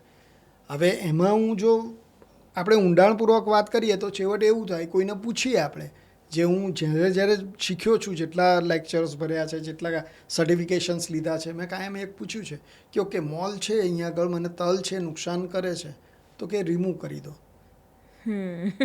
ઓકે, ત્યારે મને લોજિકલી પછી થોડોક હું પાછો પડું છું કે રેમિડી જે છે, તમારું સાયન્સ બરાબર છે, પણ રેમિડી જે છે એ રેમિડી તમે એવું કહો છો કે આ વસ્તુ જે જન્મજાત છે એને મારે કાઢી નાખું તો મારા એની અંદર ખરેખર પ્રભાવ પડશે, તો એને પર હું એટલું બધું કામ કરું એના કરતાં હું મારા અન્ડરસ્ટેન્ડિંગ પર અથવા તો મારી ઓરા પર હું જાતે કામ કરીશ, તો બની શકે કે કાલે ઉઠીને તમે મારો ફેસ રીડ કરશો તો મારી ઓરા એટલી બધી ક્લીન હશે કે તમને તમારું અવલોકન ને તમારા જજમેન્ટ સારા જ મળશે. ઓકે, તો આ ઓરા એન્હાન્સ કરવા માટે તમે શું સજેસ્ટ કરો છો? સી, ઓરા એન્હાન્સ કરવા માટે મેં તમને જે રીતે કહ્યું એ રીતે એક પ્રોસેસ છે જેમાં અમે લોકો જે કહીએ છીએ અમારા ક્લાયન્ટ્સને કે પહેલાં તો ઇરેઝ કરવાનું, સૌથી પહેલું, right. Erasing negativity, kind of detox, erasing negativity, right. Second, એક કોઈ પણ માધ્યમ દ્વારા તમારે તમારી ચક્રાસ તમારા જે છે એને તમારે ચેનલાઇઝ કરવાના છે.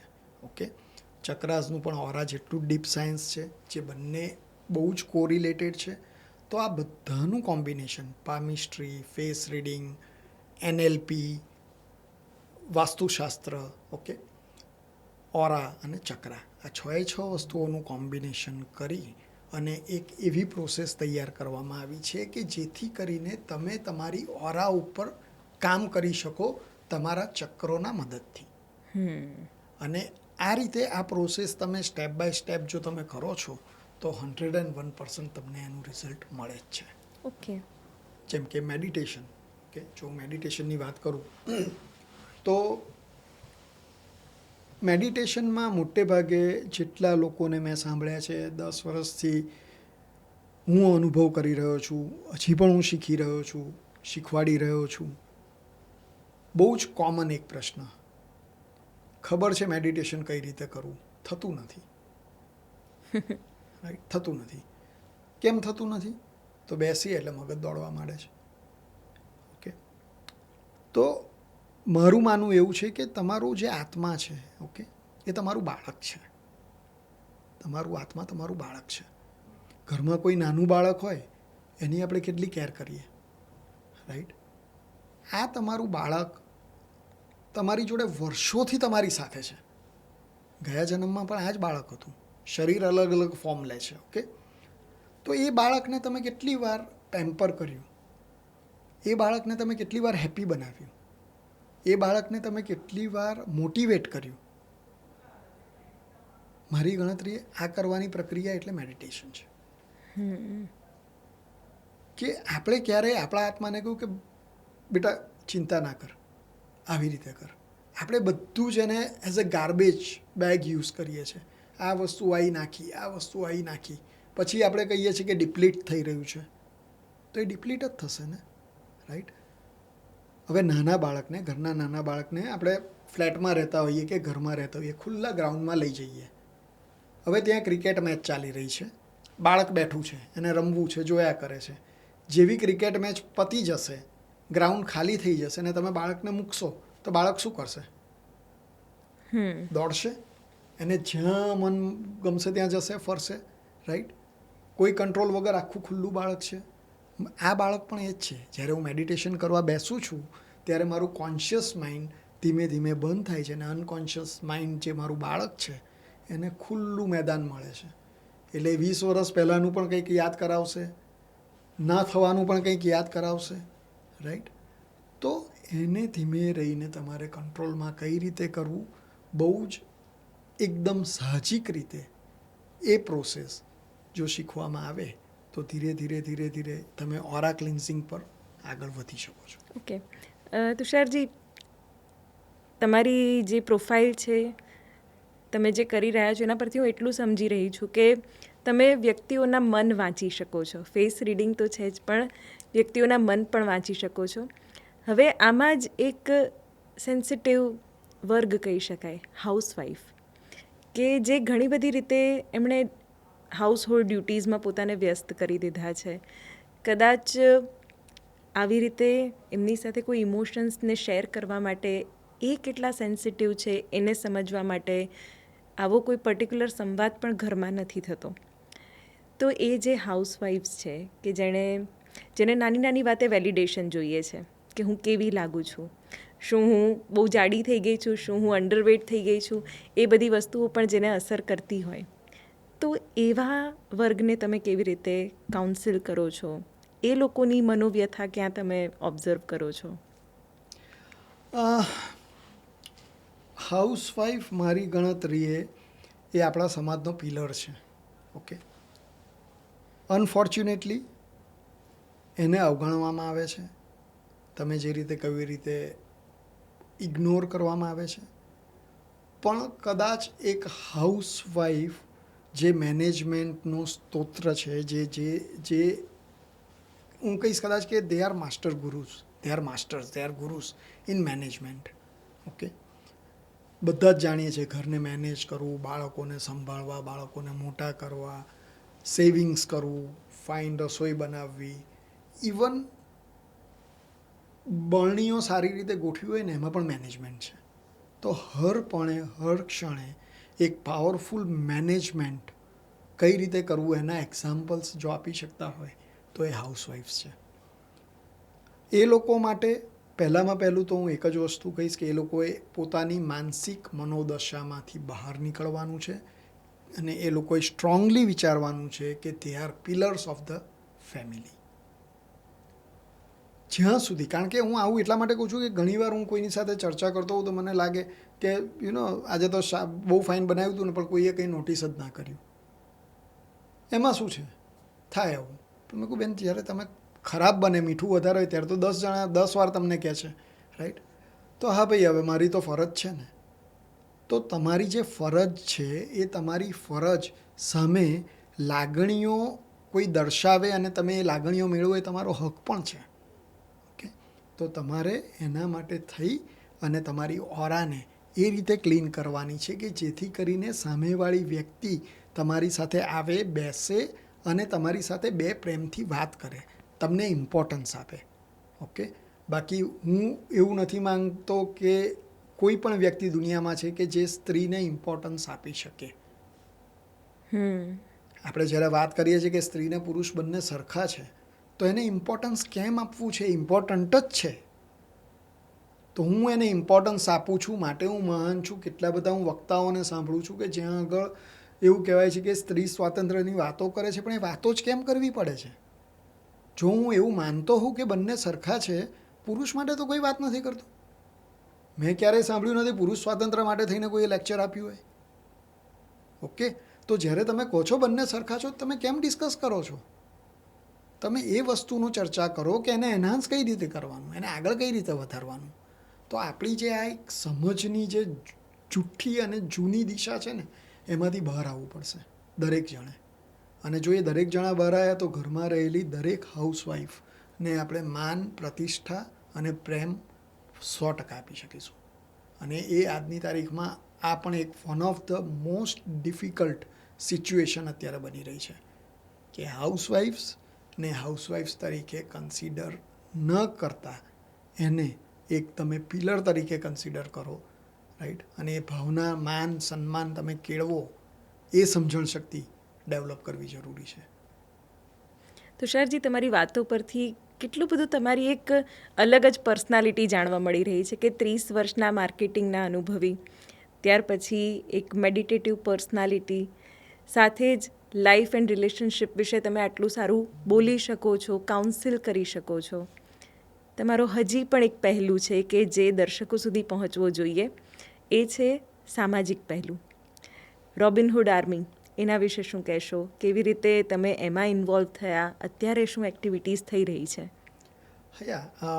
રોબિનહુડ આર્મી બેઝિકલી એક NGO છે જે નીલ ઘોષ નામના એક બહુ જ યુવાન દ્વારા ચાલુ કરવામાં આવી હતી.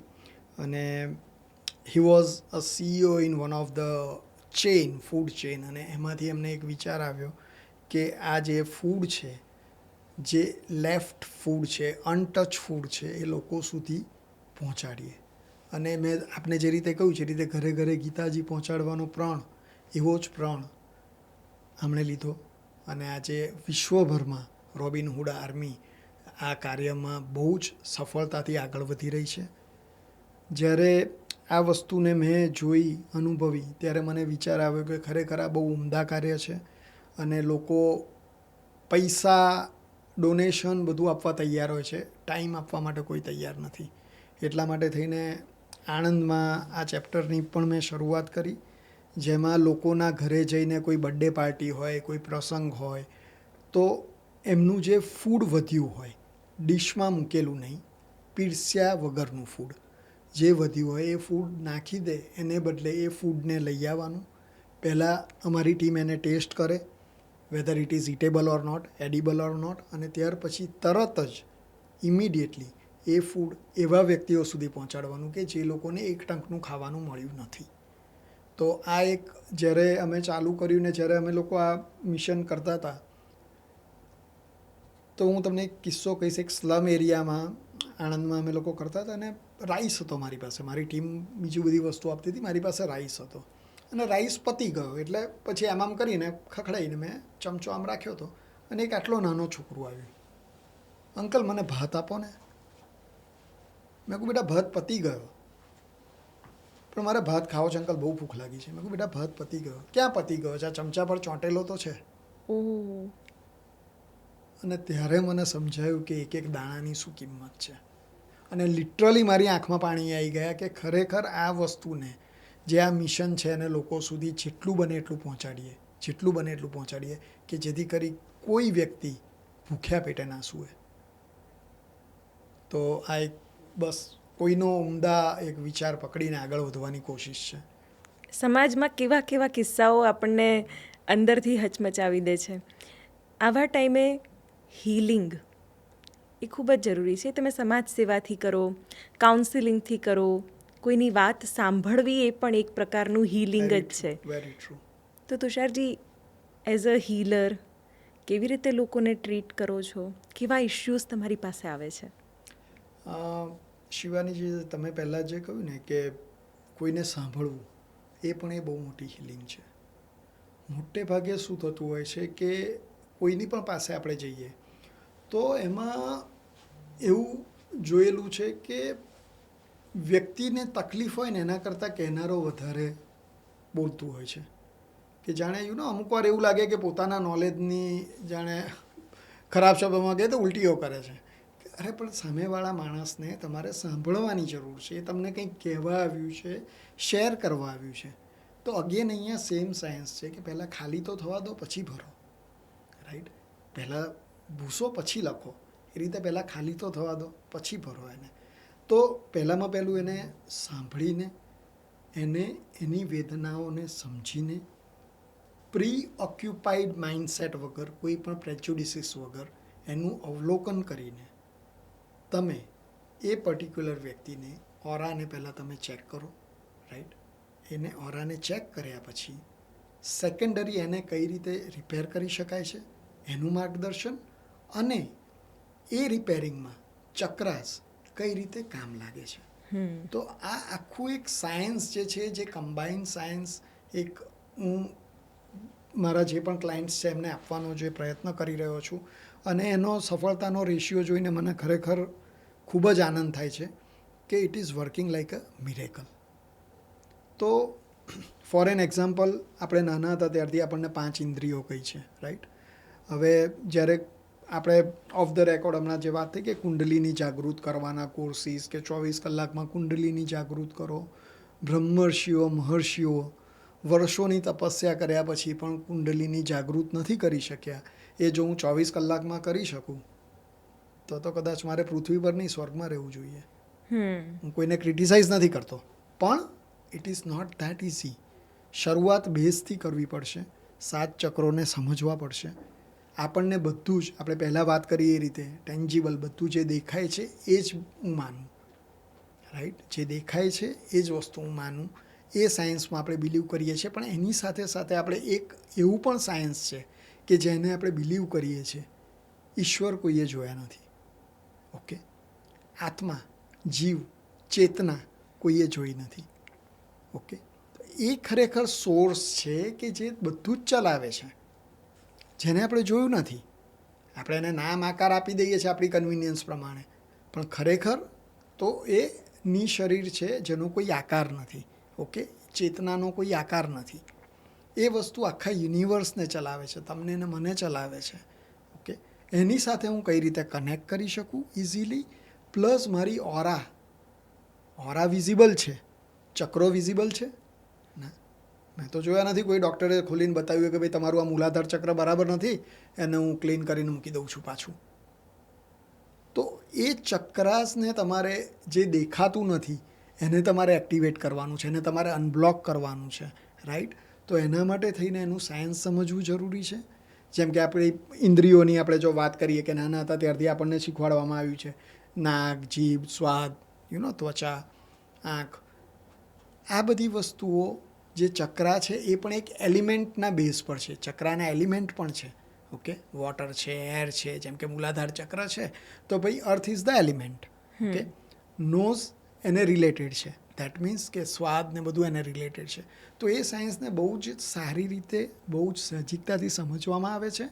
ત્યાર પછી એને પર કામ કઈ રીતે કરવું, થ્રુ મેડિટેશન. એટલે એક ધીમે ધીમે જે કહીએ ને કે પ્રોસેસ એવી છે કે જે ઓછા સમયમાં તમે એને સારી અસરો જોઈ શકો છો. શરીરમાં 72,000 નાડીઓ છે, રાઈટ? 36,000 જમણી બાજુ, 36,000 ડાબી બાજુ. ઓકે, 114 ચક્ર છે, રાઈટ?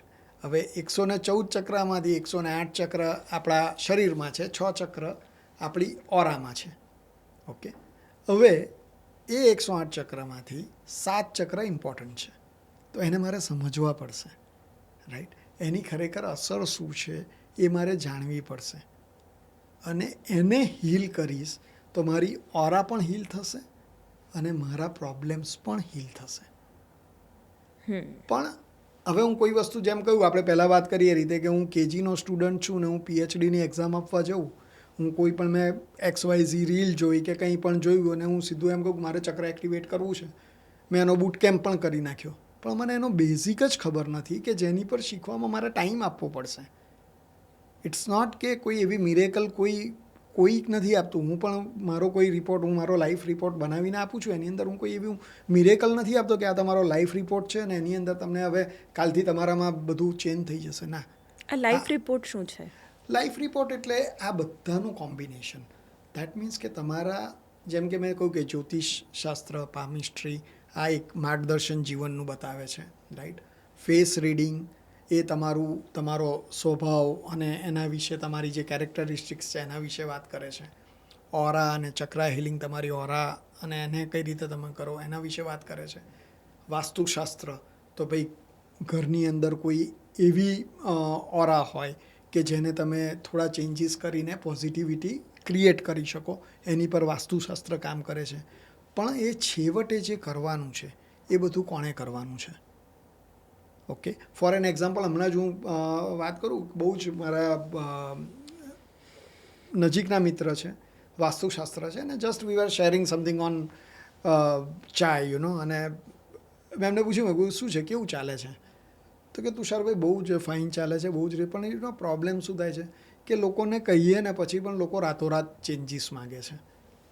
એટલે મેં કહું પણ તમે જે કરાવડાવો છો, આપણે જે વાસ્તુશાસ્ત્રમાં કે ફોટો ફ્રેમ આમ રાખો, પેલું આમ રાખો, ઘરમાં આ વસ્તુ ના હોવી જોઈએ, આ વસ્તુ હોવી જોઈએ, તો એની જે અસર થાય છે એની અસર કેટલા અંશે સીધી જ અસર કરે છે? તો કે સીધી અસર તો કેવી રીતે કરે, એ તો કનેક્ટેડ તો છે જ નવારા સાથે.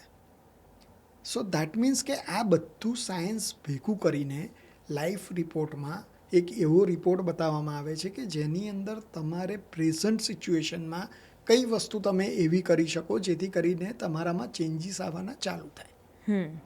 રાઈટ. અન્ડરસ્ટેન્ડિંગનો પાર્ટ પણ એમાં એટલો જ જરૂરી છે, કારણ કે દરેક વસ્તુને પહેલાં સમજવી પડશે. સમજ્યા વગર હું ઇમ્પ્લિમેન્ટ કરીશ તો કોઈ મતલબ નથી. તમે જુઓ, અત્યારે તમે તો અમેરિકામાં પણ રહ્યા છો અને હજી પણ તમે ત્યાં સ્થાયી છો, પણ જે પશ્ચિમી સંસ્કૃતિ છે અને ભારતીય સંસ્કૃતિ છે, હવે બંને જગ્યાએ બહુ જ સિમિલારિટી આવી ગઈ છે. લોકો સંબંધોમાં ઇન્સિક્યોર થયા છે. થેરાપિસ્ટની એ લોકોને પણ જરૂર પડે છે, તમારા જેવા લાઈફ કોચની પણ એ લોકોને જરૂર પડે છે.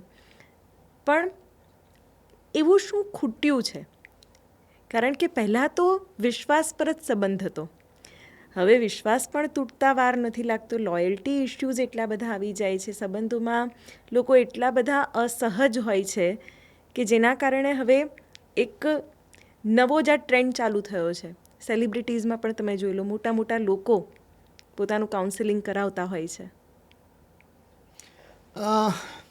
હું જો એને એક જ શબ્દમાં કહીશ તો કદાચ એવું કહેવાય કે ઠહેરાવ, પોઝની જરૂર છે. ઓકે, અત્યારની જે સિચ્યુએશન છે, એટલી બધી ભાગદોડ એટલી બધી ચાલી રહી છે, એટલા બધા લોકો ફાસ્ટ જઈ રહ્યા છે. પહેલાં આપણે નોવેલ્સ, બુક્સ વાંચતા હતા, ત્યાર પછી આપણે ડિજિટલાઇઝેશન થયું, આપણે કિન્ડલ પર વાર્તાઓ વાંચવાનું ચાલુ કર્યું, યુટ્યુબ ઉપર આપણે લાંબા લાંબા મૂવીઝ જોતા હતા. હવે લોકો પાસે 1 થી 1.5 મિનિટથી વધારે ટાઈમ નથી. કોઈ પણ મીડિયા સાથે તો આપ તો સંકળાયેલા છો કે લાઈક રીલ્સ સૌથી વધારે અત્યારે શોર્ટ ફોર્મ, શોર્ટકટ, શોર્ટકટ. એક મિનિટમાં બધું જાણી લેવું છે, એક મિનિટમાં એમને બધી દુનિયા ફરી લેવી છે. ઓકે, તો એક ઠહેરાવ જરૂરી છે. જો ઠહેરાવ આવશે તો અન્ડરસ્ટેન્ડિંગ આવશે. પહેલાં મારે ઊભા રહેવું પડશે, એક જગ્યાએ મારે પોઝ આપવો પડશે લાઈફમાં કે okay now this is done. હવે મારે ખરેખર કંઈક ચેન્જ કરવાની જરૂર છે. એટલા માટે જ ઘણા બધા આપણે સુપરસ્ટાર્સ પણ જોઈએ છે કે જે સ્પિરિચ્યુઆલિટી બાજુ ડાયવર્ટ થાય છે, અથવા તો આ બધી વસ્તુઓમાં ધીરે ધીરે ધીરે પશ્ચિમી સંસ્કૃતિની વાત કરી, ત્યાં આગળ પણ આ જ વસ્તુ છે. તો દરેક વસ્તુનું કોમન એક છે કે એક અધીરાઈ, જેમાં એક પોઝની જરૂર છે, અને પોઝ આવશે તો ધીરે ધીરે અન્ડરસ્ટેન્ડિંગ ડેવલપ થશે. કારણ કે મારે સમજવું છે અને મારે ઇમ્પ્લિમેન્ટ કરવું છે, એના માટે મારે મારી જાતને સમય આપવો પડશે ને.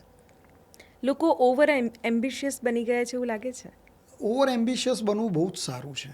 એ ઓવર એમ્બિશિયસ એક એવું ફ્યુઅલ છે કે જે તમને આગળ વધવામાં મદદ કરે છે, પણ ડિરેક્શનલેસ ઓવર એમ્બિશિયસ રહેવું એ બહુ જ ખતરનાક છે.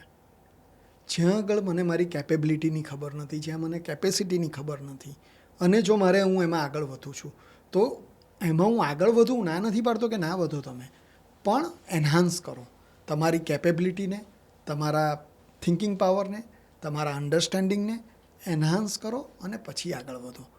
આજે વોર ફ્રન્ટ પર આપણા સોલ્જર્સ જાય છે, એમને જો તમે વેપન્સ જ નહીં આપો સારા તો એ કેટલું લડશે? તો એ પહેલાં વેપન્સથી તમારી જાતને ઇક્વિપ કરો. એ ઇક્વિપ કર્યા પછી તમે ઓવર એમ્બિશન, તમારી જે એમ્બિશન છે એને ઓવર એમ્બિશનમાં પણ લઈ જાઓ, પણ એટલું ધ્યાન રાખો કે એ ઓવર એમ્બિશન તમારા બેઝિક્સને તોડી ના નાખે. રાઈટ? તો basics, when you are successful come to basics, when you are fail come to basics, આ કહેવામાં આવ્યું છે. So be with your basics. જે આપણા સંસ્કાર છે, શાંતિ, આનંદ, કરુણા, આ બધાને આપણે સાથે રાખીને ચાલવું પડશે. એટલે થોડુંક પોતાના માટે દિવસની 10થી 15 મિનિટ જો દરેક જણ આપતું થશે, કોઈ પણ માધ્યમ લો, હું નથી કહેતો કે મારું લાઈફ કોચિંગ અથવા મારું રિલેશનશિપ કોચિંગ જ ઇફેક્ટિવ છે, કોઈ પણ મીડિયા લો, એને ઇમ્પ્લિમેન્ટ કરો. પણ અમારું કામ, ખાસ કરીને મારું ને મારી ટીમનું કામ એ છે કે ઇમ્પ્લિમેન્ટેશન કરવામાં જે ઓબ્સ્ટેકલ્સ આવે છે એ ઓબ્સ્ટેકલ્સ કઈ રીતે દૂર કરવા અને એને કન્ટિન્યુ કઈ રીતે રાખવું. એવું નહીં 2 મહિના કર્યું ને પછી છોડી દીધું, 3 મહિના કર્યું ને પછી છોડી દીધું. તો એ 2 મહિના કર્યું ને પછી છોડી દીધું, 3 મહિના કર્યું ને પછી છોડી દીધું, એ ન થાય એટલા માટે થઈને કાઉન્સિલર કે રિલેશનશિપ કોચની જરૂર છે. અને એટલા માટે થઈને આ વસ્તુ લાઈક લોકોની એક દોડ જે છે એમાં એક પોઝ આવે અને એ પોઝને સમજી અને આગળ વધીએ. એના માટે પશ્ચિમ પૂર્વ કોઈ પણ જગ્યાએ સમસ્યાઓ એકની એક જ છે, પરિસ્થિતિ એક જ છે, પાત્રો બદલાયા કરે છે. બિલકુલ. તમે જે વાત કરી રહ્યા છો, આપણે આટલો જે પોડકાસ્ટમાં જે સંવાદ કરી રહ્યા છીએ, એમાં મારી માટે ટેક અવે એ છે કે જો તમારા જેવા પથદર્શક હોય, માર્ગદર્શક હોય, તો તમારો જ ઇનર પાવર, તમારી જ ઇનર ઓરા, એને તમે એટલી ક્લીન અને પાવરફુલ બનાવી શકો કે જેથી કરીને તમે દુનિયામાં કંઈ પણ અચીવ કરી શકો. તમારા મેનિફેસ્ટેશન પણ તમે ધારો એ કરી શકો, એ રીતે કરી શકો. પણ અગેન એમાં પણ અહંકાર ન આવવો જોઈએ, કો એક્ઝિસ્ટન્સની ભાવના પણ હોવી જોઈએ, એ પણ ક્યાંક જરૂરી છે. પેલું અહમ બ્રહ્માસ્મિવાળી પણ વાત ન થઈ જવી જોઈએ. Very true. જે તમે વાત કરી એ રીતે લાઈક માર્ગદર્શક તરીકે, કાઉન્સિલર તરીકે, મારા જેવા ઇવન તમારી પણ ઓરા જે રીતે છે કે 100% બીજા 10 જણા મોટિવેટ થાય, તો આપણા બધાનું કામ કદાચ મારી ગણતરી એક જ છે કે લોકોને રસ્તો બતાવવો. પરંતુ એક એક્ઝામ્પલ આપીને આ હું વાતને સમરાઇઝ કરીશ કે મંદિરમાં આપણે જઈએ છીએ, ઓકે, મંદિરમાં જઈએ તો કેમ બહુ જ પવિત્ર વાતાવરણ હોય, એકદમ બહુ ફાઇન વાતાવરણ હોય છે, શાંત, પવિત્રતા, ઓકે. ઘરમાં મંદિરની મૂર્તિ પાસે પણ તમે બેસો 5 મિનિટ તો તમને એ અનુભવ થાય છે. જી. શા માટે થાય છે? તો એનું કારણ છે કે જ્યારે આપણે મંદિરમાં ભગવાન પાસે જઈએ છીએ ત્યારે આપણે નિર્લેપ થઈને જઈએ છીએ. તો આપણી પાસે એ પર્ટિક્યુલર એબિલિટી છે, ખાલી થવાની એબિલિટી છે. ગમે તેટલો હું દુઃખમાં આવીશ ને, પણ મંદિર સામે જ્યારે 2 હાથ જોડીને હું જ્યારે ઊભો હોઈશ ત્યારે મારામાં ખાલીપો એક હશે કે હું બધું એબ્સોર્બ કરું, હું શાંતિ લઉં. તો મારો પર્પઝ ક્લિયર છે કે મારે શાંતિ માટે જવું છે, મારે કંઈક મેળવવા માટે જવું છે. તો એ જ પર્પઝ, એ જ ભાવના સાથે દિવસમાં 10-15 મિનિટ જો પોતાની જાતને આપીએ તો કદાચ એવું બની શકે કે આપણે ઇમિડિયેટ રિઝલ્ટને બદલે જે સ્ટ્રોંગ રિઝલ્ટ છે એ સ્ટ્રોંગ રિઝલ્ટ સાથે આપણે ઘણા જ આગળ વધી શકીએ. So it is only like બહુ જણા માર્ગદર્શક તરીકે લાઈફમાં આવે છે, જાય છે. કોઈ નાનું બાળક પણ ક્યારેક આપણને મોટિવેટ કરીને જતું રહેતું હોય છે, પણ આપણે કેટલું લઈએ છીએ, આપણે કેટલું સ્વીકારીએ છીએ, એ વસ્તુ ઇમ્પોર્ટન્ટ છે. તુષારજી, અનુભવ મારો એવું કહે છે કે ખબર જ હોય છે કે મારે શું કરવાનું છે, પણ જો કોઈ કહેવાવાળું હોય તો એની ક્લેરિટી અને એનું ફોકસ અલગ જ હોય છે. આખા એપિસોડમાં આપણે ઘણા બધા માનવીય પહેલુઓ પર વાત કરી. કેવી રીતે આ એપિસોડને તમે સમરાઇઝ કરો છો, એનો કન્ક્લુઝન પાર્ટ શું હોઈ શકે, અને તમારા તરફથી શું હાઇલાઇટ્સ એપિસોડની? કન્ક્લુડ તો કરીએ તો હું ખાલી એક જ વસ્તુ કહીશ કે દરેક સમસ્યાઓનું સમાધાન સમજણ શક્તિમાં છે. ઓકે, સમજણ શક્તિના ફોર્મ્સ અલગ અલગ છે. માનવીય સંબંધોને સમજવા, પોતાની અપેક્ષાઓને સમજવી, સામેવાળાની ભાવનાઓને સમજવી, અથવા તો કોઈ પણ પ્રોસેસમાં આગળ વધો છો તે પ્રોસેસને સમજવી. જો એ સમજણ શક્તિ પહેલાં જો ડેવલપ કરવામાં આવી અને એની ઉપર જો આપણે કામ કરવામાં આવ્યું તો 101% કોઈ પણ જગ્યાએ લાગણીઓ, શાંતિ, સમાધાન બહાર શોધવા નહીં જવું પડે. એ અંદર જ મળશે. Happiness is always within. Peace is always within. બસ એને જાગૃત કરવાની જરૂર છે. કુંડલીની જાગૃત કરવું એ બહુ આગળનું સ્ટેજ છે. એના કરતાં સમજણ શક્તિને જાગૃત કરીશ તો કદાચ મારા ઘણા બધા સમસ્યાઓનું સમાધાન થઈ જશે. ક્યાં વાત હે તુષારજી, ખૂબ જ સરસ પોડકાસ્ટ, અને આઈ એમ શ્યોર દર્શકોને પણ તમારી એક એક વાતનો એટલો રસપ્રદ કહી શકાય કે એટલો બધો અનુભવ થયો હશે. ખૂબ જ ઇન્ટરેસ્ટિંગ આ કન્વર્સેશન રહ્યું છે. Thank you so much. Thank you so much Shivaniji. અને તમારા જે સવાલ જે બહુ જ લોજિક સાથે લોકોને ગળે ઉતરે એવા અને એકદમ જ ક્લેરિટી સાથેના હતા, અને ખરેખર ખૂબ જ મજા આવી. અને આઈ હોપ કે આપણો આ સંવાદ ઘણા બધા લોકોને કામ લાગે. Thank you so much. Thank you so much. તો અમારા આ પોડકાસ્ટમાં રિયલ લાઈફ ઇશ્યુઝ પર અમે વાત કરવાનો પ્રયત્ન કર્યો છે. આવા કયા વિષયો હોઈ શકે છે કે જે તમે શોમાં સાંભળવા માંગો છો, એ અમને કોમેન્ટ બોક્સમાં ખાસ કહેજો. અત્યારે બસ આટલું જ. Good bye.